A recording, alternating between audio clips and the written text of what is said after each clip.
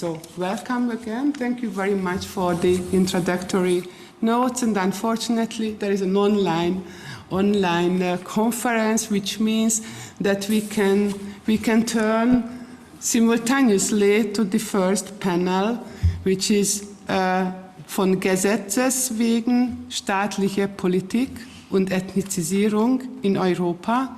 In English, by law, state policies and the ethnicization of Europe. And it will be a mixed panel, German and English. And our first speaker is Alexander Langstaff. I hope Alexander Langstaff is there. And just a couple of introductory words about him. Alexander is a PhD candidate in modern European history at NYU, New York University. He has recently published in the Yearbook of Transnational History, the Journal of the History of Ideas online, and the International Review of Social History. And the title of his talk is The Foreigners Cannot Work, Displacement, Antisemitism, and the Legal Politics of Post-War Labor. And just a few technical issues for all of you. So the length of the presentation is maximum 25 minutes. And if you have questions and comments, you can use the chat box, but also can raise your hand. And after the presentations, I hope we will have 25 minutes for discussion. So, Alexander, unfortunately, I cannot see you, but welcome, and the floor is yours. Thank you so much, Eva, and thank you all to the introductory panel and organizers. I just want to say a few words thanking you all. It is a real achievement, I think, to be having this conference. There are so few things that were meant to happen in 2020 and did happen in 2021. The European Football Championships are one, and this conference is another, and it is incredible to be here. I want to thank Philip, the team at the Wiesenthal, and all of you for participating, as well as members of the audience for coming here. I am talking to you from Colorado, in the US, where it is currently 7 a.m. So forgive me if I am a bit slow, if I miss anything, but I am awake and very excited to be here. I'm going to share my screen.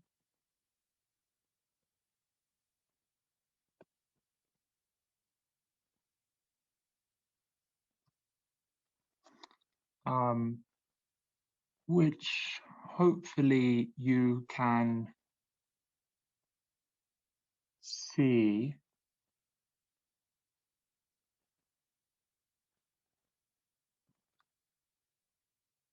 Can you see the PowerPoint? Yes. Fantastic, fantastic. And I'm also going to turn off my camera, partly because I have some nice pictures to show you in my presentation, and also because I get quite distracted seeing myself when I present on Zoom. Please mention anything in the chat if there are issues. I will begin. Joseph Roth grew up on the fringes of the Austro-Hungarian Empire, wanting to see the world. Born in 1894, he was taken a prisoner by Imperial Russia during the First World War, then released by the Bolshevik Russian forces. Arriving back in Austria, he struggled to secure legal status. With his birth certificate challenged, he was able to secure a forged baptismal certificate and reborn as a Catholic Austrian. We associate Roth with his peripatetic characters, melancholic flaneurs of imperial twilight. But in his 1924 novella, Die Rebellion, we see another thread emerge. Andreas Pumm is a veteran from the recent war who makes a living in a city that could be Berlin or Vienna or Prague. Pumm walks confidently down the street, not with a passport nor a weapon, but the work permit in his wallet. Quote, "With his permit in his pocket, a man may walk serenely through the streets of the world, though they be swarming with policemen. One need fear no danger. Indeed, there is none to fear. No denunciation from any ill-disposed, peevish neighbor need concern us." End quote. Pumm intones this mantra in his Old Testament diction as a statement of faith in the authorities. It might also be a prayer. The turning point of the novel, The Rebellion, occurs when, after a confrontation, a police officer illegally confiscates Pumm's permit. After this, his life spirals out of control. Pumm, now called the accused, loses his war veteran pension, then his job, then his home, then his wife, and finally, he loses himself. Andreas Pumm was a fictional container for the many hundreds of real Pumms that Joseph Roth would have encountered walking around Leopoldstadt. In Rebellion, Roth drew attention to an often overlooked aspect of disenfranchisement sweeping 1920s Central Europe. This was the right to work. This right constituted the fundamental basis of providing a livelihood for families and their dependents. But with the global economic depression in 1920, which historian Adam Tooze has called perhaps the most underrated event in the history of the 20th century, and with resurgent xenophobic currents that this conference will discuss, and the introductory remarks have alluded to, this right to work was increasingly imperiled for the hundreds of thousands of Jews who were legally deemed foreigners by the new nation states in which they lived. Whether displaced by war, pogrom, or revolution, or simply recategorized as such by nationalizing and ethnicizing regimes, these new foreigners were denied their rights as guaranteed by a complex web of treaties and racialized as alien elements. In the process, they were also stripped of their crucial ability to work. In Austria, Germany, Poland, Czechoslovakia, Hungary, and Romania, these groups became foreigners in the public conversation and the legal lexicon. In the process, an extremely heterogeneous group of professions, long or short-term residents, and age groups became increasingly lumped together as a single alien mass, beholden to foreign relief agencies and diasporic escape hatches. The exclusion of minority groups through restricting the right to work is one part of the story I want to tell. I call it a strategy of pauperization, a conscious policy of marginalization across different levels of bureaucracy that weaponized work at the very same time as Europe's new social democrat governments launched ambitious social welfare programs. But these foreigners fought back. A second part of this story is how disenfranchised minorities mobilized transnational networks and aligned themselves with liberal internationalist organizations to retake control of their own story, from being one of ethnicity and race to employment and property. This is still an ongoing research project. It sketches how marginalized groups found themselves the unexpected companions of migrant workers in contemporary debates about how mobility in labor would overlap or not across the new map of Europe. It suggests these groups work to successfully navigate an unfamiliar circuitry of transnational labor institutions, advocacy and legal claims at a time when no clear or commonly agreed distinction existed between, quote, political refugees, unquote, and, quote, economic migrants, unquote. And also at a time when economic protectionism and closed borders went hand in hand. Daniela Cagliotti has recently highlighted how emergency laws passed across Europe after 1914 targeted so-called internal aliens through illiberal legal innovations that included denaturalization. This reframed the terms of citizenship. Empires were suddenly forced to think and behave like nation states. Their economies were de facto nationalized. Foreign capital and foreigners were ejected, and state control over hiring and management increased. Cagliotti argues that this wartime focus on alienhood, quote, paved the way, end quote, for new models of autarky, nationalization, and collectivization. It also ushered in what Nicholas Mulder calls an age of expropriation. 3 decades of sequestration and the practice of nostrification, in which property was suddenly unmoored from its firm 19th century legal protections. Now, this global wave of anti-alienism deterritorialized pre-war definitions of citizenship onto a jus sanguinis or community of descent model.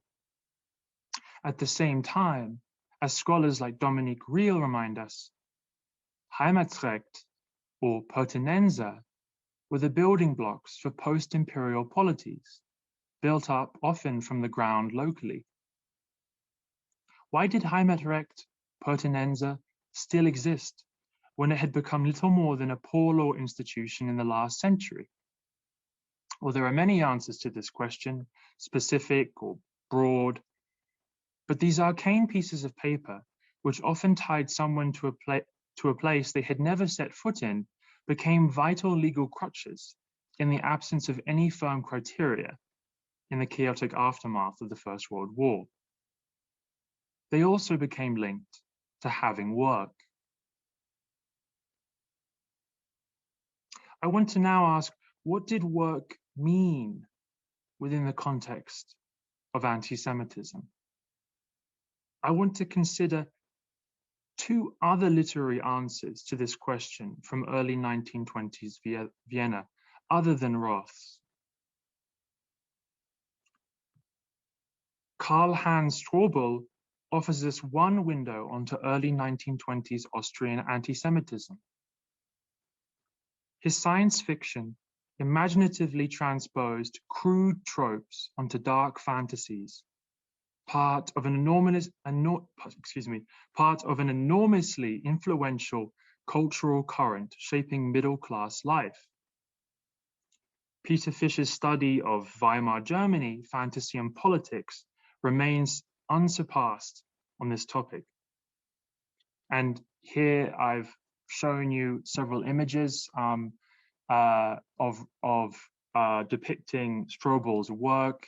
The middle image showing a film called Heimkehr was one of the blockbusters of wartime Nazi Germany from Strobel's book written in 1941, which imagines a German minority community in Poland who are sadistically terrorized until steel-helmeted saviors arrive. But these other images, including this magazine, The Orchid Garden, were associated with Strobel's work and also the beginnings of the genre of science fiction. When not writing his popular pulp fiction, Strobel was supporting the Austrian branch of the new Deutsch-Völkischer Schutz- und Trutzbund the German People's Protection Federation, launched in 1922 to boycott Jewish businesses. This group became particularly fond of chanting to passers-by on the street, "The foreigners cannot work." For Strobel, the Bund's anti-Semitism was grounded in a late 19th century pan-German tradition that only accelerated after the 1918 dismemberment of Cisleithania raised the prospect of Anschluss and a homogeneous German Austria. But it also reacted to a harsh economic reality in what Joseph Rothschild brilliantly called the office hunger of interwar East Central Europe. An existential fear among surplus university law graduates and mid-career hangovers of the pre-war imperial state that led to, quote, political parties more concerned with patronage than policy, a swollen nepotistic underpaid callous routine-ridden bureaucracy, and of course, an era of quotas for studying, housing, migration, naturalization, and employment. And I should mention, the reason I'm discussing Strobel is a novella published just after the First World War in which he imagines a wall surrounding Vienna, reminiscent of the period of the plague. And this wall keeps out a mysterious zombie force trying to invade the city. I'm happy to discuss this more during the question period. Hugo Bettauer offers a third literary vision in his 1922 comic send-up, The City Without the Jews, later made into a popular film. Bettauer relates stumbling upon the idea after noticing graffiti on a toilet, a place that I was told while being trained in ethnographic fieldwork is often a good place to find the zeitgeist for a culture. What Bettauer found again and again was the phrase, "out with the Jews." In his thinly fictionalized account of Vienna, with Bundeskanzler Dr. Schwedfeger, or Sword Sweeper, portraying the real Austrian Chancellor, the long-awaited exodus of Vienna's Jewish residents finally takes place. But the central comic turn in the narrative is when Vienna's politicians, opera goers, grocery shoppers need them back. The fact that Bettauer's novel was a bestseller and quickly made into a film reminds us just how much the so-called Jewish question was in the zeitgeist of the early 1920s. In the novel, Bettauer links anti-Semitism to a much broader xenophobia in Austrian political life, but in both the film and the novel, the racial politics of labor is used as a consistent theme. Bettauer did not have the last laugh. As many of you may already know, he was assassinated by a National Socialist Party supporter in 1925. By that time, a new Gesetz zum Schutze der heimischen Arbeiter was making its way through the Austrian parliament. The new law so clearly targeted Vienna's minority populations that the liberal Österreichische Volkswirt complained it was, quote, directed much less against the immigration of foreign workers and employees than against the foreigners who have settled here since January 1st, 1999. Limiting the right to work, I argue, for marginalized communities became an important way of limiting the benefits of the social welfare state when it was rising up across Europe. We need to remember that expanding the state was not simply a left-wing initiative. National Socialism, first in Czechoslovakia, then in Bavarian Germany, was focused precisely on a politics of exclusion and expansion. Large investment projects, but for native workers. One plank of the first National Socialist Manifesto was to designate German Jews as aliens and therefore strip them of the ability for employment. And in an important speech for his new government in 1922, Chancellor Ignaz Seipel declared that the enormous fiscal blessings, quote, of the reconstruction work would be exclusively confined to the indigenous Christian German population, end quote. But wait, aren't we talking about Red Vienna? The most extensive experiment in municipal socialism Europe had ever seen? I want to pause briefly here to ask, where were the Social Democrats? Reading through parliamentary debates and newspaper articles from the period, one is astounded by how much of a bipartisan issue racializing the labor force often was. As early as 1919, workers' councils and later labor exchanges policed ad hoc policies that restricted employment to native Austrians. Native in quotation marks. This was all but condoned by the Social Democrat leadership. Labor migration and labor competition between different groups and unions over jobs had been the most intractable, difficult issue for the pre-war Second International. Otto Bauer and Karl Kautsky wrote extensively on the subject before 1914. But their faith that the answer lay in Marxist developmental progress and that a world socialist state would bring about a harmonious international division of labor was shaken when tariff wars, blockades, and xenophobia followed Europe's revolutions rather than solidarity. It didn't also help that the region's far right, whose anti-Semitism Arendt famously said in The Origins of Totalitarianism was the most transnational thing about interwar Europe, played precisely on the Judaic Bolshevik puppeteer conspiracy myth, in which banker and builder were united in a devious plot. This, of course, is a theme that continues today.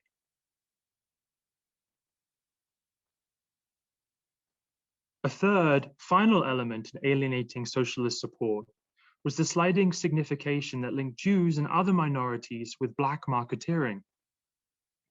This, along with hyperinflation, was the bipartisan straw man of wartime and post-war Europe, especially in blockaded Central Europe.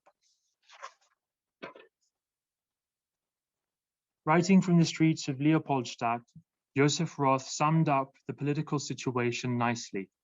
Quote, for the Christian socials, they are Jews. For the Pan-Germans, they are Semites. And for the Social Democrats, they are unproductive elements. In short, the Social Democrats fear a reputation as a Jewish party, end quote.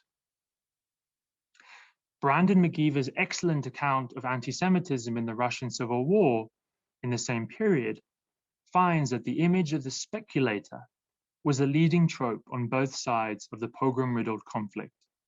This has been consistent with my research. Vienna was certainly a post-war paradise for currency manipulators hoping to make a quick fortune and was home to a burgeoning black market. But the sliding signification made profiteers synonymous first with outsiders and then with Jews. This image is worth mentioning because it comes to figure prominently in later accounts of 1920s Vienna too. Consider the imagery in this excerpt from a much-cited book on Austria. It was written by a politician at the heart of the British establishment, Sir Malcolm Bullock.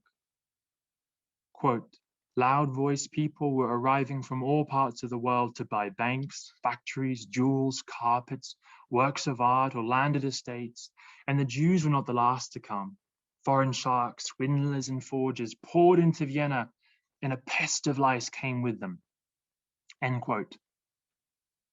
With Anglo-American organizations eager to support Vienna during its horrible time of famine and unemployment, but unwilling to recognize their country's own role in enforcing a 4-year blockade of civilians, these speculator lice became a perfect scapegoat against which to save the Western bastion of cultural civilization on the Danube. Removing the ability to work and earn income was not just a policy of discrimination to marginalized social groups. It also engendered a policy of pauperization, producing a combination of helplessness, boredom, and poverty that still defines the contemporary experience for those stuck in legal limbo today. The war on migrants and refugees is mostly waged in the bureaucratic trenches of law courts and the anonymous hallways of ministry buildings in beige suburbs. Immigration law ties legal status to employment. Legal status requires a work contract, but the claimant must be legal enough to already have work. This Mobius strip bedevils policymakers today, but historians can turn to the great era of denaturalization in the 1920s to better understand how and why it was normalized. This image is from a book published by Bruno Frey. Bruno Frey documented this new condition as photographer cum ethnographer. In his book, Jüdisches Elend in Wien, he identified a state of affairs that was more than a refugee crisis narrative. It was a family from Czernowitz, a widow from Strasbourg, a Slovak laborer who did not fit into the much vaunted safety net of civilized Vienna. All the literature on poor relief, Sozialrechtspolitik, which Frey had read as a committed social democrat, seemed to describe nothing for this new condition. One of the many newly christened foreigners who found their right to work suddenly jeopardized was Bianca Steinhardt. Dr. Steinhardt was quite different from the stereotype of rural, semi-literate refugees that the popular press made much noise about. She was a medical doctor and researcher, born in Trieste in 1892, just a few years before Joseph Roth. Steinhardt had passed through elementary school, through the gymnasium and university, all in Vienna, and felt as Wienerisch as any of her neighbors on Favoritenstrasse.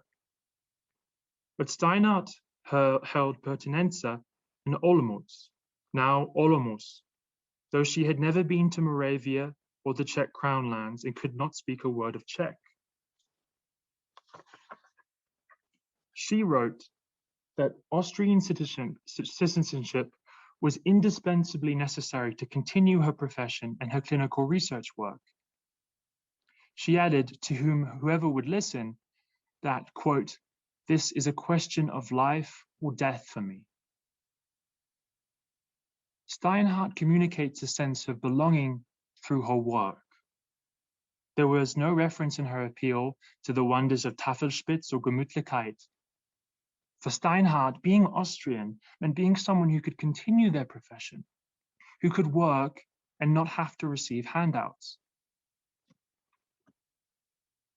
This is an example of a letter from the government declining someone like Steinhardt's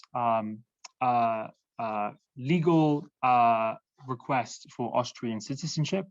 It's translated in English because it was submitted to in a legal case, which I will discuss now. Bianca Steinhardt's case file arrived on the desk of Lucian Wolff in London, and this is him here. Representing the Joint Foreign Committee of the Board of Deputies of British Jews, Wolff, aka Diplomaticus, was an extremely well-connected but discreet mover and shaker in powerful diplomatic circles.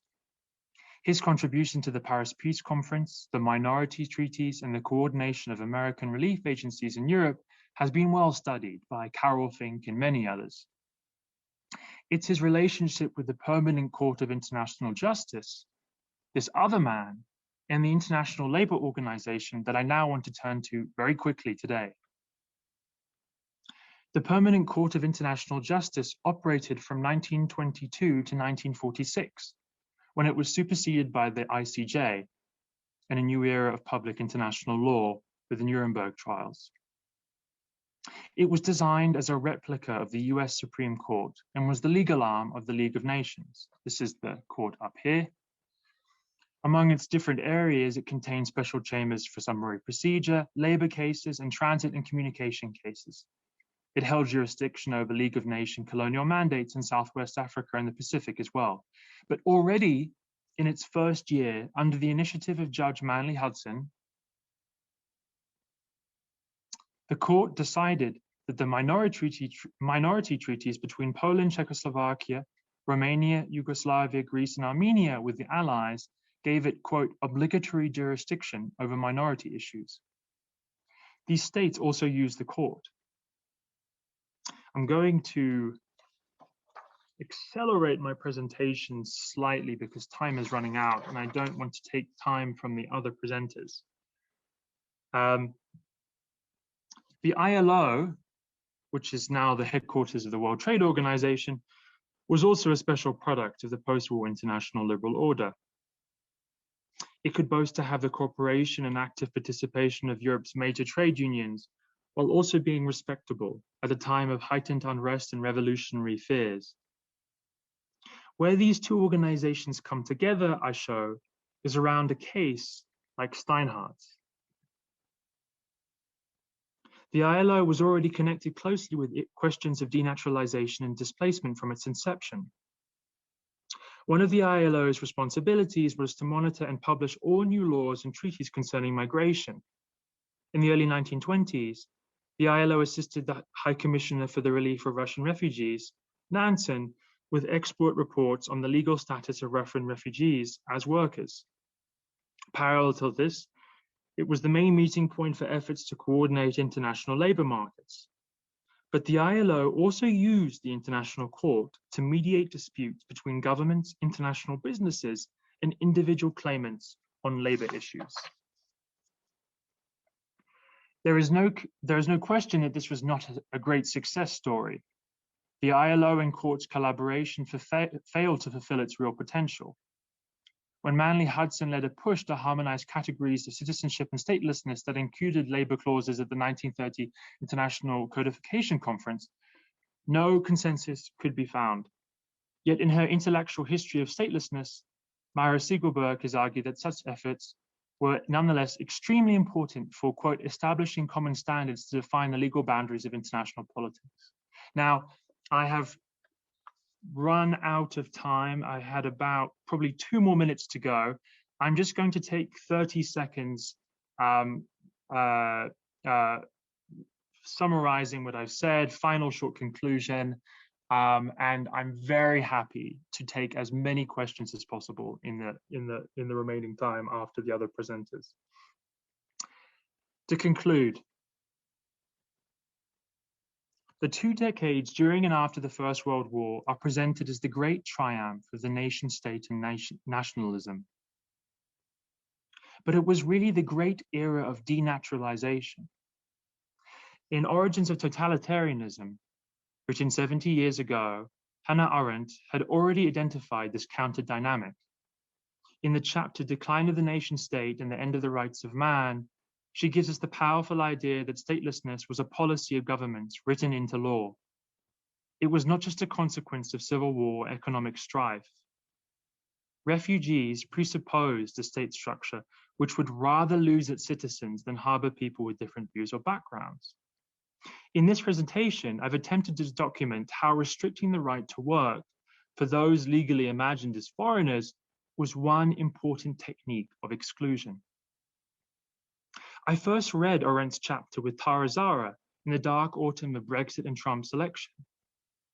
For all of Arendt's compelling account of how anti-Semitism unraveled the fabric of European civility, there is an inexorable logic, a kind of fatalism that once the Pandora's box is opened, nothing can be done or prevented.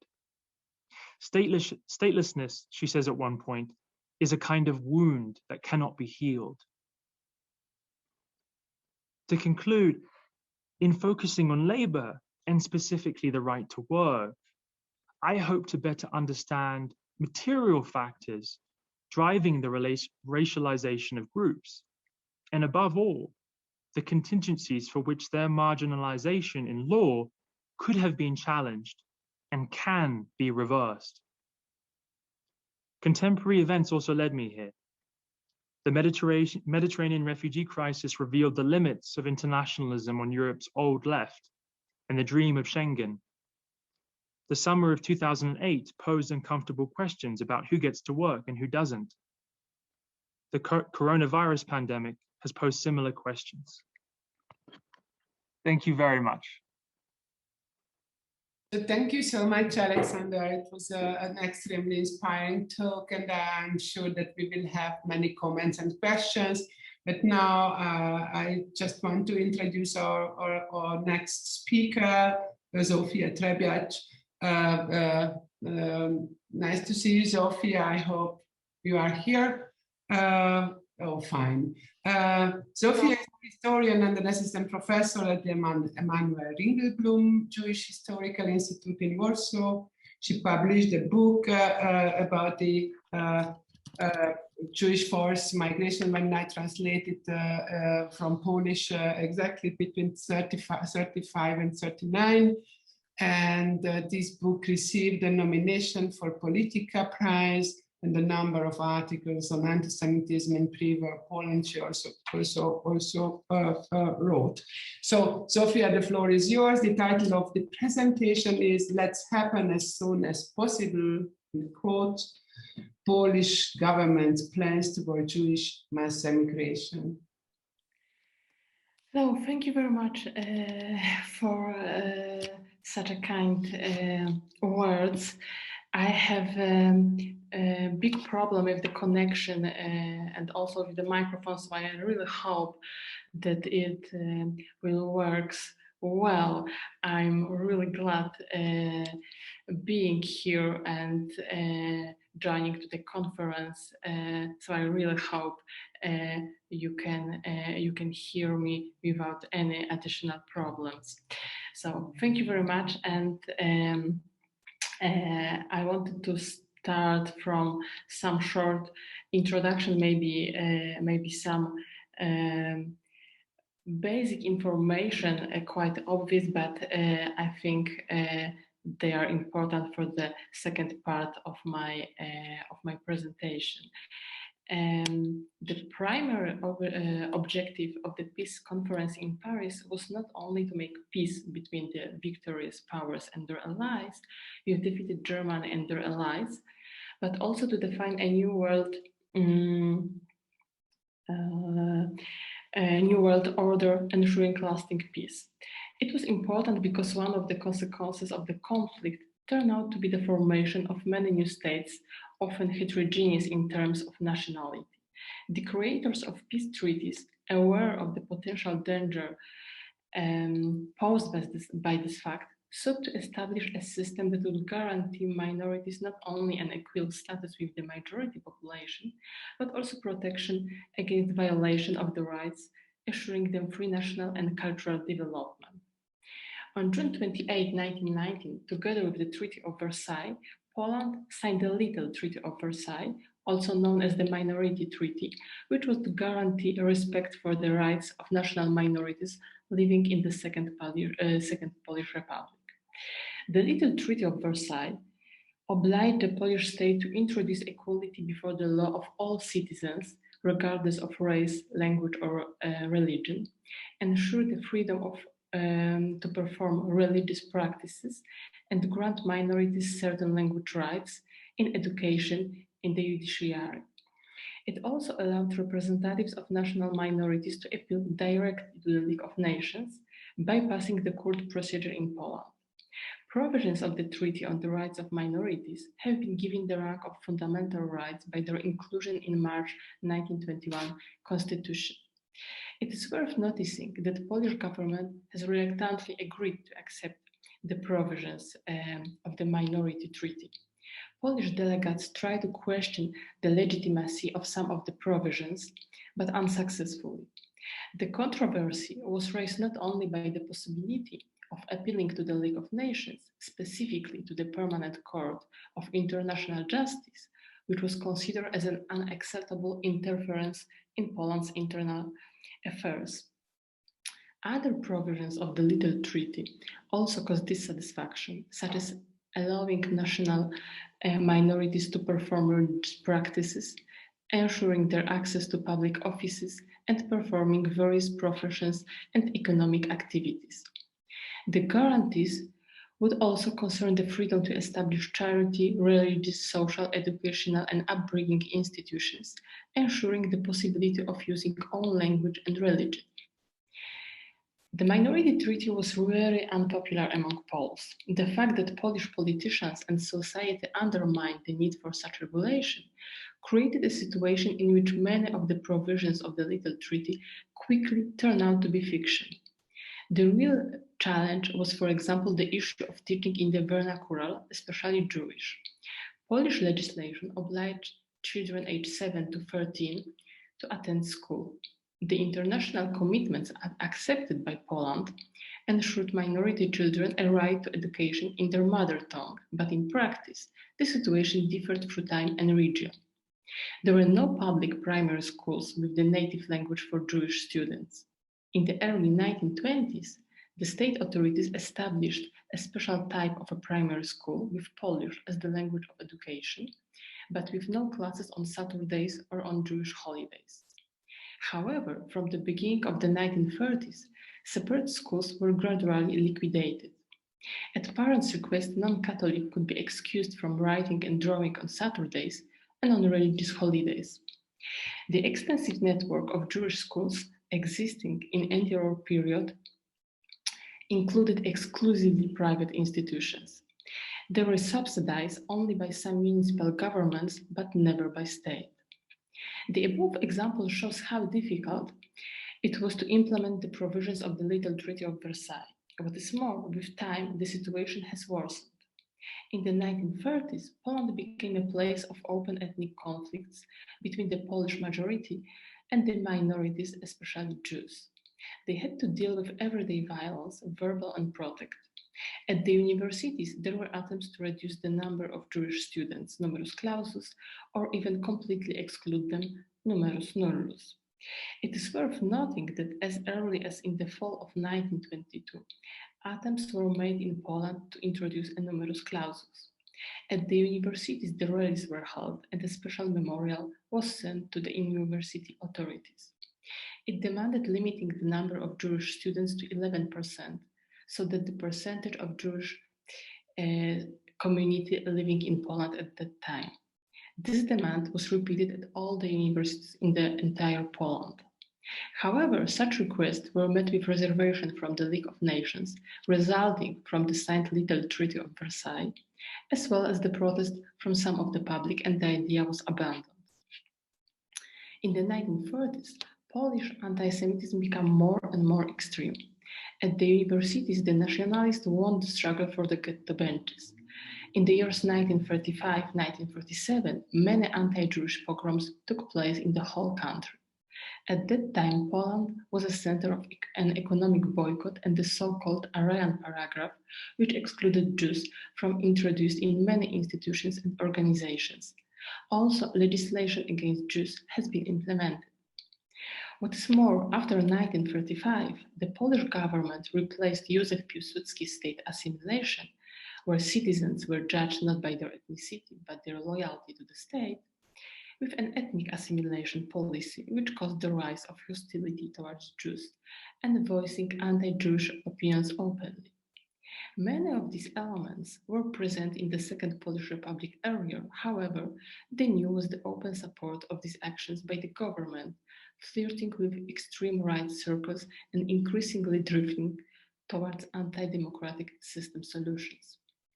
The second half of the 1930s was also the moment when the idea of Jewish emigration entered the mainstream of Polish policy, and plans for Jewish emigration were created in the offices of employees of the Polish Ministry of Foreign Affairs. All this was connected by an aggressive press campaign presenting Jews as a source of misfortune for Poland and Poles. The power of anti-Semitic ressentiments has become a surprisingly powerful tool for political mobilization that any of the major political forces didn't oppose the idea of Jewish emigration from Poland. In the second half of the 1930s, The plan of forced emigration of Jews from Poland became one of the ways considered by the Polish authorities to solve not only ethnic but also economic and social problems. The resettlement of Jews was seen as a way to reduce unemployment and to, in quote, Polonized Polish cities as masses of poor peasants would have replaced the Jewish workers as far as trade and craftsmanship were concerned. Emphasis was placed on migration from rural areas and little towns. The global economic crisis meant that the idea began to be taken far more seriously than it had ever been before, and not only in national circles, but also centrist and even socialist. Of course, the idea of forced emigration towards Jews was neither new nor original. Such projects were a component of modern anti-Semitism in Europe. In the 1930s, we can observe not only an increase in nationalist and anti-Jewish sentiments, but also growing interest in the problem of emigration. However, its Polish version from the end of the interwar period is worth special attention. It directly connected the process of ethnicization with the growing importance of the state in the international area, for example, governmental plans for receiving colonies. The ambition to obtain Polish colony appeared shortly after regaining independence, which can be also presented as a failure of the peace decisions, as well as a complete misunderstanding of their ideas. The possibility of revising the Treaty of Versailles has been discussed repeatedly in the international forum, and it was soon to turn out how easily the borders of individual states were changing. At that time, many countries undermined the existing colonial system, including Germans, who lost their former colonies and demanded their return. Poland was only one of the countries that wanted to take advantage of this situation. In reality, the chances of gaining a colony by Poland were negligible or even none, and Polish colonial policy in the interwar period were a complete failure.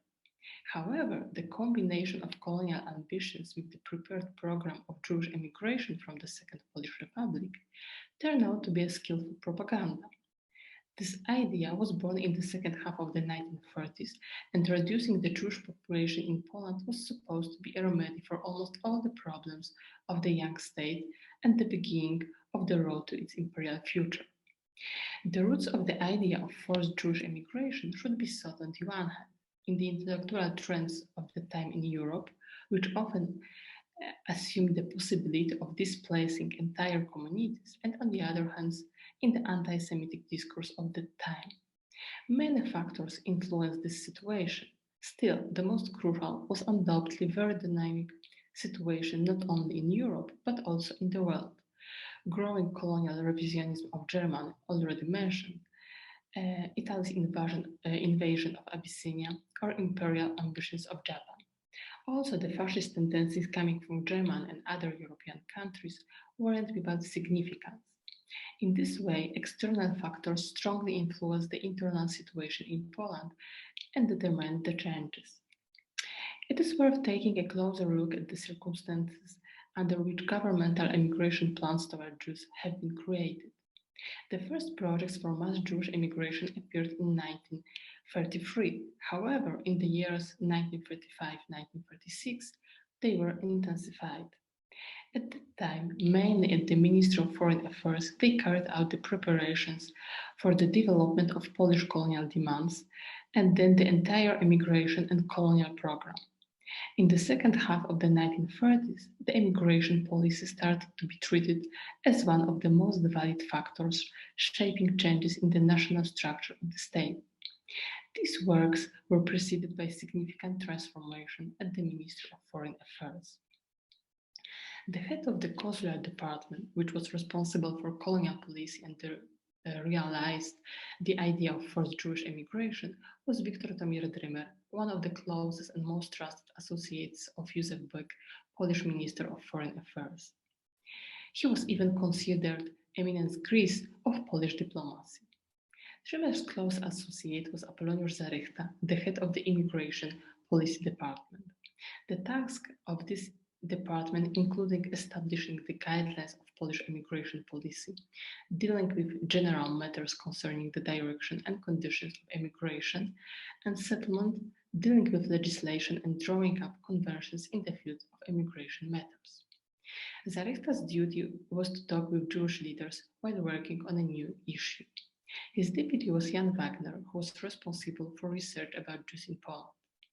Obviously, Dremer was the coordinator of all these activities, responsible for them directly to the Minister of Foreign Affairs, Józef Beck.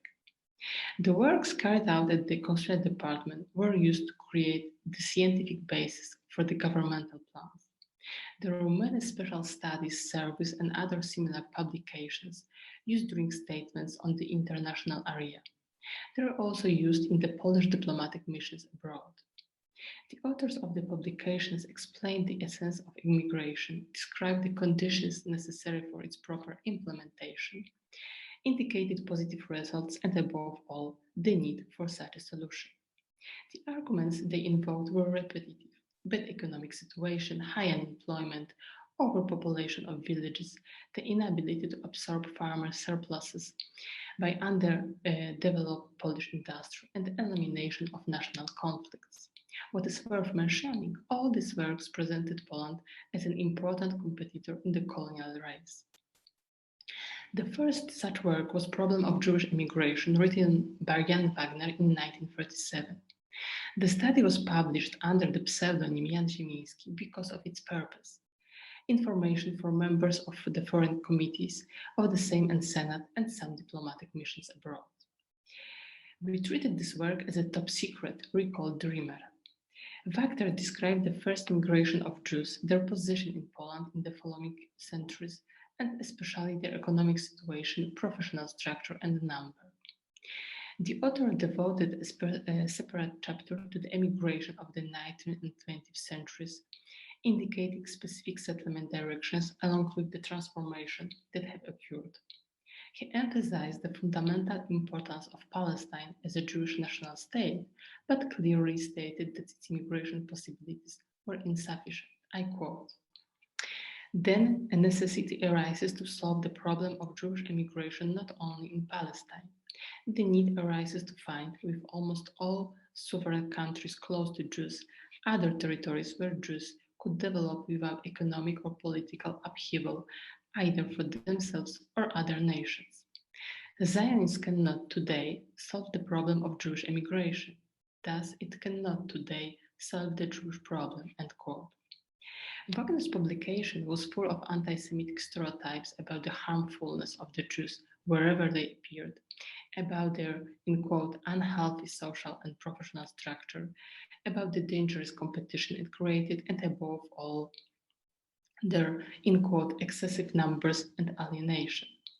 The author was convinced of the necessity of immigration, if not voluntary, then forced.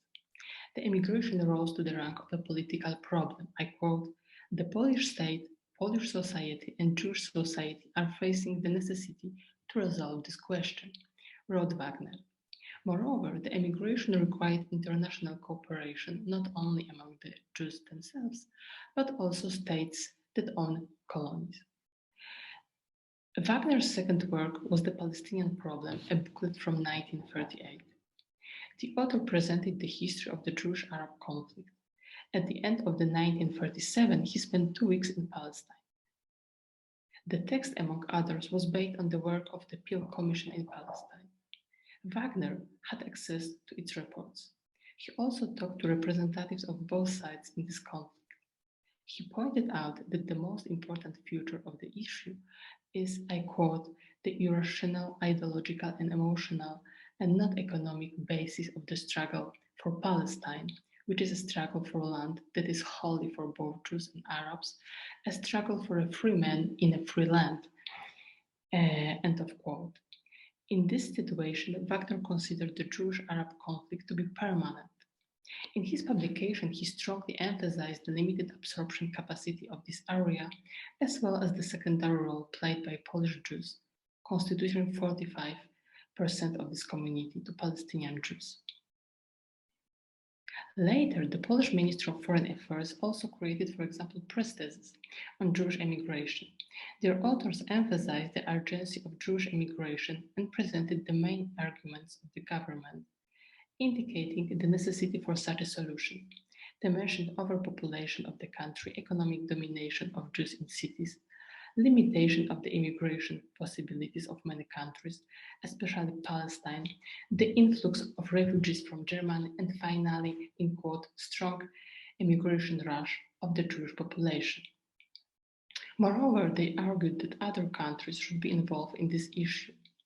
Widespread propaganda was supposed to disseminate this idea among the Polish society, so it would be seen as the only logical solution to the so-called Jewish question.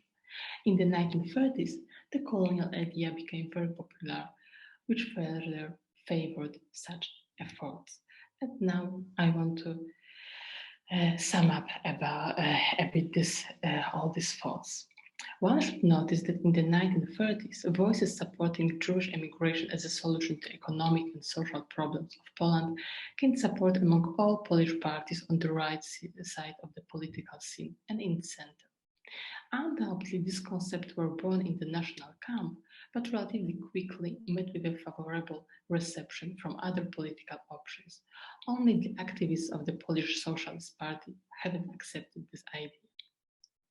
Although immigration seems to be the most drastic and radical solution, it was most commonly accepted and discussed not only at the level of theoretical consideration as most other projects, because specific actions were initiated in this direction. All other measures brought against the Jews, such as economic and professional boycotts, restriction at the universities, social isolation, calls for deprivation of political rights, and even for violence, were merely steps leading to the removal from Poland. This widespread support showed the success of the authorities and perhaps even more, the success of propaganda once typical only for the far right.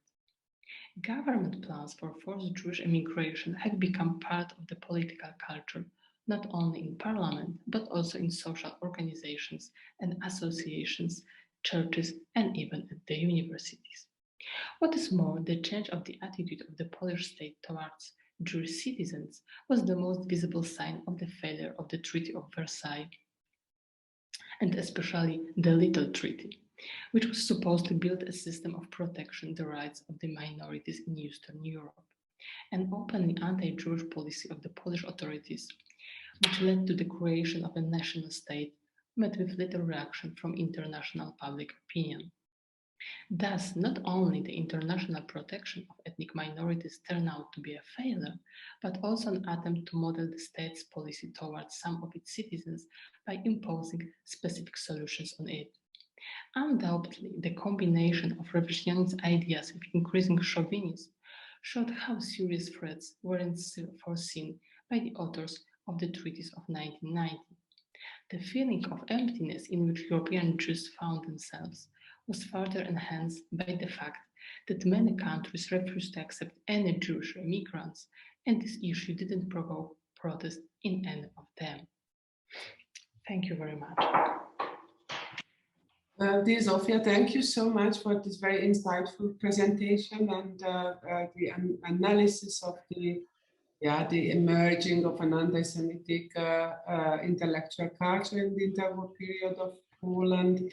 The voice was excellent, so no worries, we could follow the presentation.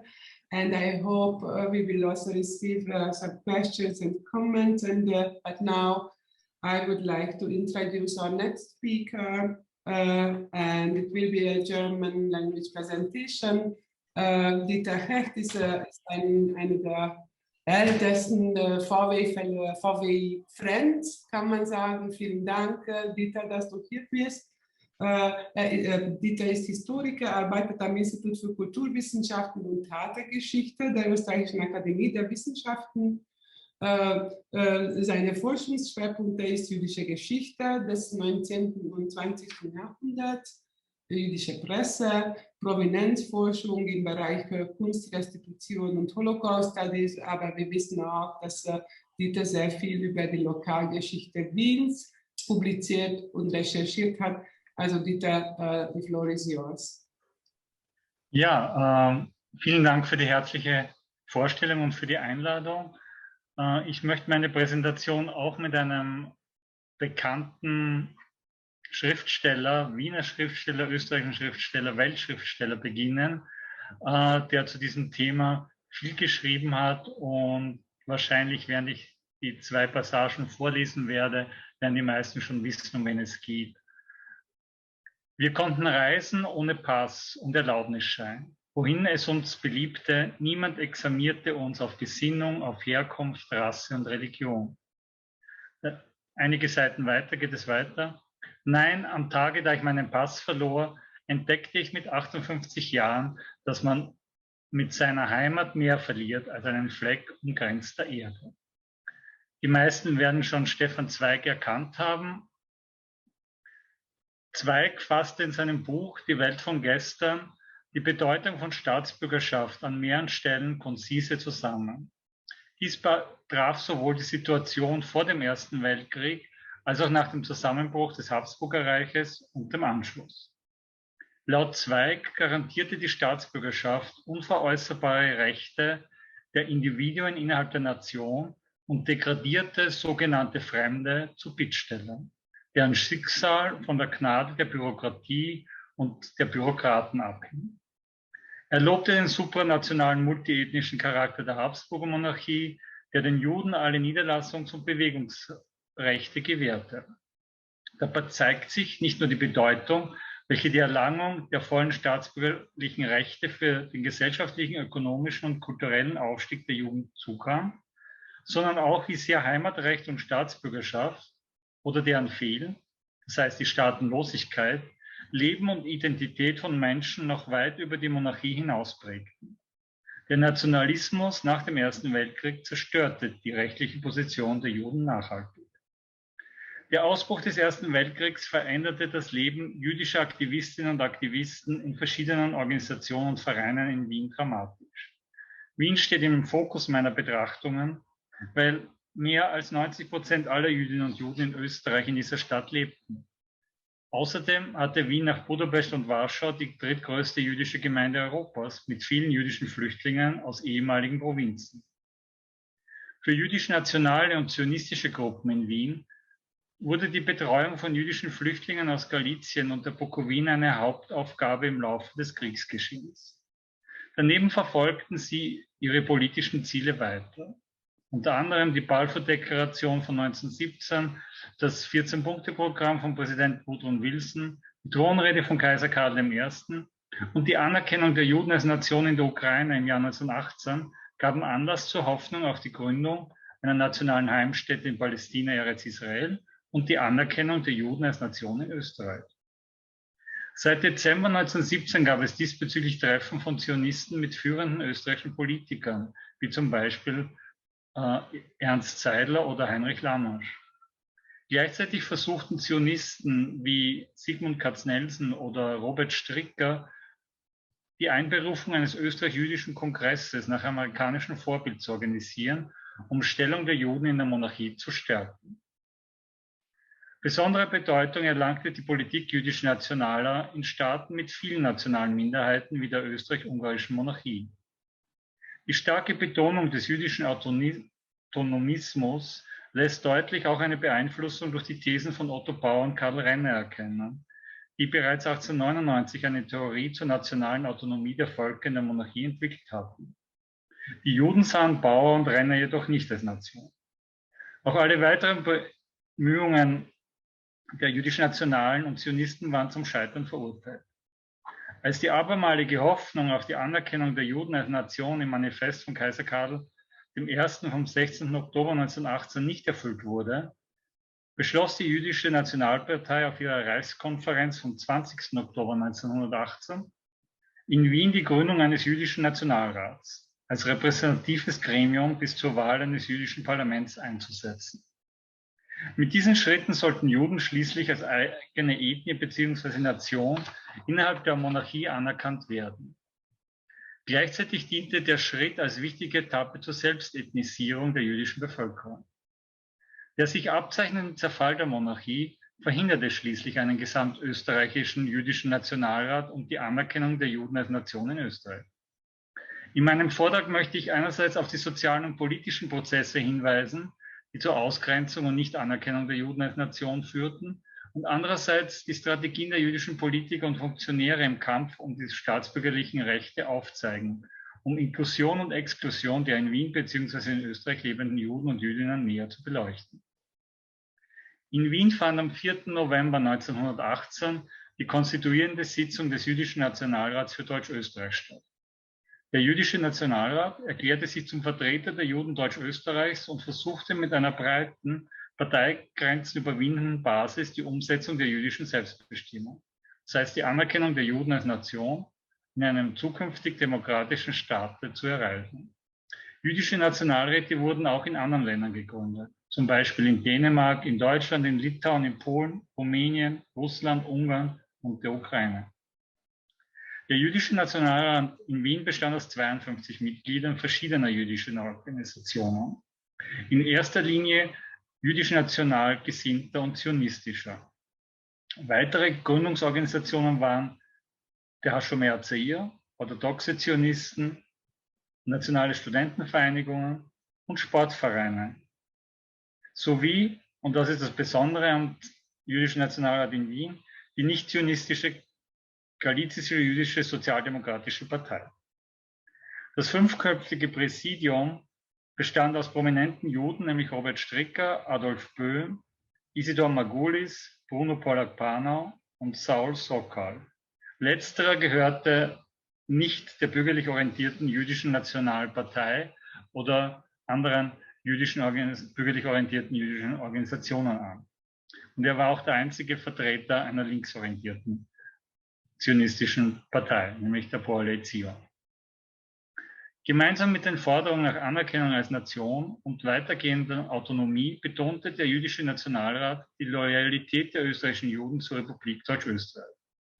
Dieses Bekenntnis sollte jüdischen und nichtjüdischen Kreisen oder eigentlich der Kritik über etwaige separatistische Ziele des Jüdischen Nationalrats zuvorkommen. Durch die Gründung des Jüdischen Nationalrats konnte die jüdisch-nationale Bewegung in Wien mit weiteren Organisationen und der Mobilisierung der Straße sozusagen ein bisher nicht vorhandenes Aktionsfeld aufbauen. Von Zeitgenossen wie zum Beispiel Robert Welch wurde die Zeit auch als jüdische Revolution bezeichnet. Als revolutionärste Tat muss neben der Gründung des Nationalrats selbst jene der jüdischen Militäreinheit angesehen werden, die sich dem Jüdischen Nationalrat bereits vor dessen eigentlicher Gründung am 2. November 1918 unterstellte. Unter der Führung von Isidor Schalit und Siegfried Bernfeld konnten rund 3000 ehemalige jüdische Soldaten in Wien rekrutiert werden. Die Hauptaufgabe der jüdischen Einheit sollte im Sinne der Selbstverteidigung der Schutz der jüdischen Einwohner Wiens, vor allem im 2. Bezirk, vor etwaigen Übergriffen und Pogromen sein. Da die Polizei für Sicherheitsfragen mit dem großen Rückstrom an Soldaten und Flüchtlingen zu Kriegsende überfordert war, wurde durch die Stadt Wien eine paramilitärische Stadtschutzwache gegründet. Die Eingliederung der jüdischen Einheit standen die Behörden zunächst ablehnend gegenüber. Erst mit dem Wiener Polizeipräsidenten Johann Schober konnte eine Einigung erzielt werden und die jüdische Einheit wurde dann in die Stadtwache eingegliedert. Der Zerfall der Monarchie warf für Jüdinnen und Juden aller politischen Richtungen in Österreich die Frage nach ihrer zukünftigen Stellung auf. In der Deutsch-Österreichischen Republik, die sich als Nationalstaat sah, mussten alle jüdischen Gruppen ihre Identität neu definieren. Viele hofften letztendlich erfolglos, dass das Habsburger Modell einer Mehrfachidentität auf die Republik übertragbar sei. Das heißt, Jüdinnen und Juden sich weiterhin politisch als Österreicherinnen, kulturell als Deutsche oder dem deutschen Kulturkreis Zugehörigkeit und als jüdisch im ethnisch-religiösen Sinne verstehen konnten. In dieser unsicheren Situation fanden die Forderungen der jüdisch-national-zionistischen Parteien als Alternative zum bisherigen oder zu den bisherigen Modellen und der Orthodoxie großen Anklang. Verstärkt wurde die Tendenz durch die Tatsache, dass Wien durch den Krieg und die Flüchtlingsbewegung zum zionistischen Zentrum Mitteleuropas avanciert war. Einer jener Flüchtlinge war der aus Galizien stammende Emanuel Friskus. Sein Tagebuch aus den Jahren 1916 bis 1921 ist ein rares Zeugnis über die Arbeit und Wirkung der Jüdischen Nationalen Partei. Es gibt das Engagement und die Hoffnung eines jungen Mannes wieder, der euphorisch an das Erstarken der jüdischen nationalzionistischen Bewegung nach dem Ersten Weltkrieg glaubte. Und zwar, der Eintrag stammt aus dem Jahr 1919. Ich kämpfe, Zitat, ich kämpfe und agiere für jüdische National, weil sie reine Hände, klaren Kopf und ein jüdisches Herz haben. Der als erster aufgestellte jüdische nationale Kandidat, Ingenieur Robert Stricker, sah die Zeit kommen und gründete nach dem Zusammenbruch der Monarchie einen jüdischen Nationalrat, der in kurzer Zeit seines Bestehens mehr geleistet hat als all seinerzeitigen 14 sogenannten jüdische Abgeordnete in früheren Parlamenten. Die jüdisch-Nationalen waren es, die eine starke jüdische Selbstwehr gründeten und die bereits schon inserierte Pogrome im Keim ersticken konnten. Ende des Zitats. Als Wahlhelfer arbeitete Fiskus für die jüdisch-nationale Partei bei den Wahlen zum Parlament am 16. Februar 1919 und drückte seine Freude über die Wahl von Robert Stricker aus, der als einziger jüdischer nationaler Politiker gewählt wurde. Doch bereits im März 1919 wandte er sich unter dem Einfluss der Gründung der Räterepublik in Ungarn der jüdischen Arbeiterbewegung zu und bezeichnete sich als Bolschewik. Seine intensive und positiv beschriebene Auseinandersetzung mit dem Kommunismus hinderte ihn aber nicht daran, bei den Gemeinderatswahlen in Wien 1919 wieder für die Jüdische Nationale Partei als Wahlagitor aufzutreten und deren Arbeit zu loben. Fiskus' Verhalten zeigt die fließenden Grenzen für Anhänger und Anhängerinnen der jüdischen nationalen Bewegung auf, die sowohl die bürgerlich orientierten jüdische nationale Partei in der österreichischen Politik als auch die jüdisch-zionistische Arbeiterbewegung unterstützen und gleichzeitig auch darauf hinwiesen, wie sehr wichtig es ihnen war, dass sie als Juden auch in der Öffentlichkeit wahrgenommen wurden. Zeitgleich fand natürlich nicht nur auf der Straße, sondern auch in den verschiedenen politischen Gremien überall Antisemitismus statt. So zum Beispiel im Wiener Gemeinderat. In einer Diskussion um die Kriegsflüchtlinge stellten christlich-soziale Abgeordnete wie Leopold Kuntschak oder Oswald Glausauer im Jahr 1919 erfolgreich Anträge zur Errichtung eines Lagers für jüdische Flüchtlinge außerhalb von Wien. Glausauer ging noch weiter und entschuldigte etwaig bevorstehende Pogrome. Zitat: Wenn die jüdischen Flüchtlinge überall so vorgehen, wie sie es in den 4 Jahren in Wien getan haben, dann kann ich Pogrome zwar nicht begrüßen, sie aber doch für verständlich und entschuldbar halten. Ende des Zitats. Die raschen Erfolge des jüdischen Nationalrats begeisterten ihre Anhänger, führten innerhalb der israelitischen Kultusgemeinde Wien aber zur Beunruhigung. Deren führenden Mitglieder kritisierten die Autonomiebestrebungen des Nationalrats und dessen Alleinvertretungsanspruch gegenüber der Regierung. In der Vorstandssitzung der Kultusgemeinde am 5. November 1918 reagierten die Mitglieder auf die veränderten Machtverhältnisse und versuchten ein Abkommen mit dem jüdischen Nationalrat zu schließen. Dieses umfasste schließlich den Rücktritt des Präsidenten der Kultusgemeinde Alfred Stern und die Beteiligung des Nationalrats als gleichwertiger Partner in der Kultusgemeinde. Mit diesem Schritt wurden jüdisch-nationalzionistische Kreise erstmals umfassend an der Macht in der Kultusgemeinde beteiligt. Das gegenseitige Misstrauen zwischen liberalen, akkulturierten Kultusgemeindemitgliedern und jenen des Nationalrats bestand aber weiter.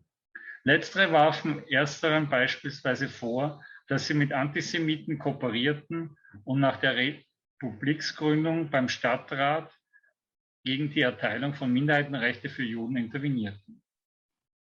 Ungeachtet der Machtkämpfe mit der israelitischen Kultusgemeinde entfaltete der jüdische Nationalrat in den ersten Wochen und Monaten seines Bestehens eine ungeheure soziale und politische Tätigkeit, mit der er vor allem die jüdische Mittel- und Unterschicht ansprechen konnte und das durch den Zerfall der Monarchie entstandene politische Vakuum ausfüllte. Trotz des anfänglichen Erfolgs scheiterte der jüdische Nationalrat mit seinen Ethnisierungsbemühungen. Einer der Hauptgründe für die Nichtanerkennung lag in der Selbstdefinition der Republik Österreich als Nationalstaat, der sich zur deutschen Nation bekannte und sich Deutschland anschließen wollte. Dies bedingte, dass sich seine Staatsbürger zu einer Nation bekennen mussten. Der Friedensvertrag von Saint-Germain-en-Laye zwang Österreich zwar zur Anerkennung nationaler Minderheiten wie der Ungarn, Tschechen, Slowaken, Kroaten und Slowenen, das heißt der angrenzenden Nachbarstaaten. Für die Anerkennung weiterer Minderheiten, wie zum Beispiel der Juden, war innerhalb dieses Konzepts aber kein Platz. Seine politischen Ambitionen vertrat der jüdische Nationalrat aber nicht nur innerhalb der jüdischen Bevölkerung Österreichs, also vor allem innerhalb der israelitischen Kultusgemeinde Wiens, sondern auch in der allgemeinen österreichischen Politik. Dazu gehörte gemeinsam mit jüdischen Nationalräten anderer Staaten auch die Entsendung von Vertretern zu Friedensverhandlungen, um für den Minderheitenschutz einzutreten. Die jüdischen Gesandten traten als Komitee der jüdischen Delegationen auf, aus welchem später die jüdische Völkerbund-Liga hervorging. In Österreich nahmen die Mitglieder des jüdischen Nationalrats eine führende Stellung im Kampf gegen die Abschiebung jüdischer Kriegsflüchtlinge und für das Optionsrecht ein. 1919 drohte in Österreich rund 40.000 jüdischen Kriegsflüchtlingen die Abschiebung. Zu den vehementesten Befürwortern zählte der niederösterreichische Landeshauptmann Albert Seeber, der am 9. September 1919 einen Ausweisungsbefehl erließ. Mitglieder des jüdischen Nationalrats unter der Führung von Robert Strecker versuchten, die Zwangsabschiebung zu verhindern und intervenierten bei verschiedenen Regierungsbehörden und Politikern. Die Position der Behörden war im Allgemeinen durch eine restriktive Einstellung gegenüber Juden gekennzeichnet, welche aber durch außenpolitischen Druck und die praktische Undurchführbarkeit der offiziellen Pläne relativiert wurde. Eine Zwangsausweisung konnte schließlich verhindert werden. Eine entscheidende Rolle im Kampf gegen die Abschiebung der jüdischen Kriegsflüchtlinge kam der Ausarbeitung und Umsetzung eines neuen Staatsbürgerschaftsgesetzes zu, das auch die Optionsfrage beinhaltet. Durch das Optionsrecht sollten ehemalige österreichische Staatsbürger, die nicht auf dem Territorium der Republik Österreich heimatberechtigt waren, die Möglichkeit erhalten, die österreichische Staatsbürgerschaft zu erlangen. Die Rechtslage bezüglich der Option, die zunächst im Friedensvertrag von Saint-Germain nur allgemein festgelegt worden war, gestattete der österreichischen Regierung später einen Interpretationsspielraum, der eine rassistische Auslegung ermöglichte. Diese wurde vor allem unter dem deutschen nationalen Innenminister Leopold Waber angewandt, der jüdische Bewerber prinzipiell ablehnte. Unter seinem Nachfolger änderte sich die Vollzugspraxis wieder zum Positiven.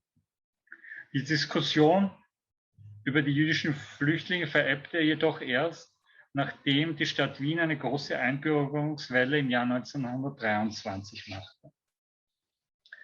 Zu diesem Zeitpunkt hatte sich der jüdische Nationalrat für Deutsch-Österreich nach Absinken in die Bedeutungslosigkeit jedoch bereits aufgelöst. Seine letzte nachweisbare Plenarsitzung hatte der Nationalrat am 24. November 1920. Danach trat er nicht mehr zusammen, löste sich aber nie formell auf. Dieses schnelle Verschwinden legte einen gänzlichen Fehlschlag jüdisch-nationaler Bestrebungen nahe, was aber über verschiedene positive Errungenschaften hinwegtäuschen würde. Mit seinen verschiedenen Ressorts konnte er einen wesentlichen Beitrag zur Reorganisation sowie zum Aufbau und Umbau der jüdischen Gemeinde in Wien leisten.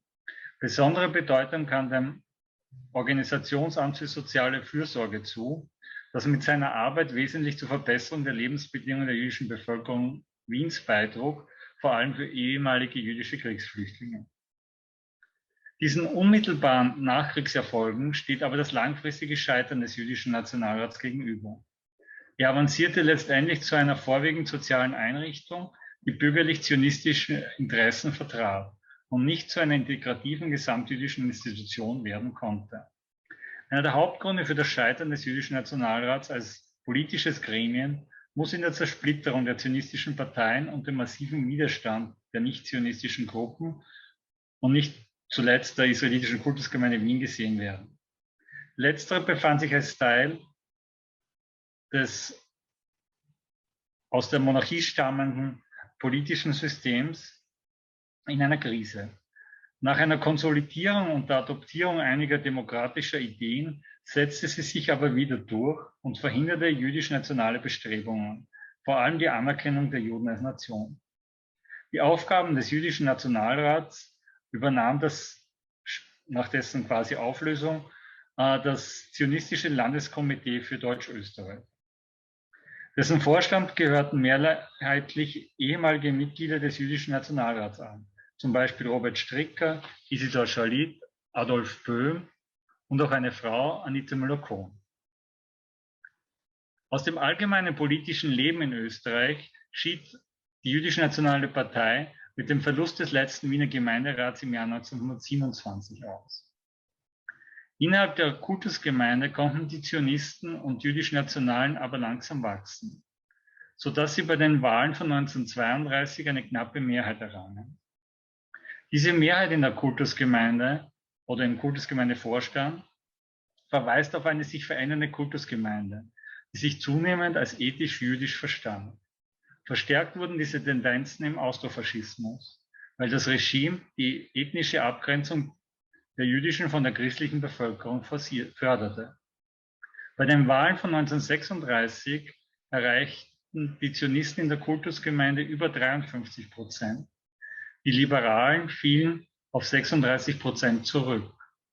Und diese Zahlen geben auch sehr schön oder belegen auch sehr schön, wie sich die Kultusgemeinde, wie sich viele Mitglieder der Kultusgemeinde gesehen haben, wie sie sich verstanden haben und wie zunehmend in den 20er und 30er Jahren nicht nur ein zionistisches Bewusstsein entstand, sondern vor allem, dass sich immer mehr Juden und Jüdinnen auch ethnisch als Juden und Jüdinnen sahen. Vielen Dank für Ihre Aufmerksamkeit und ich hoffe, ich bin in der Zeit geblieben.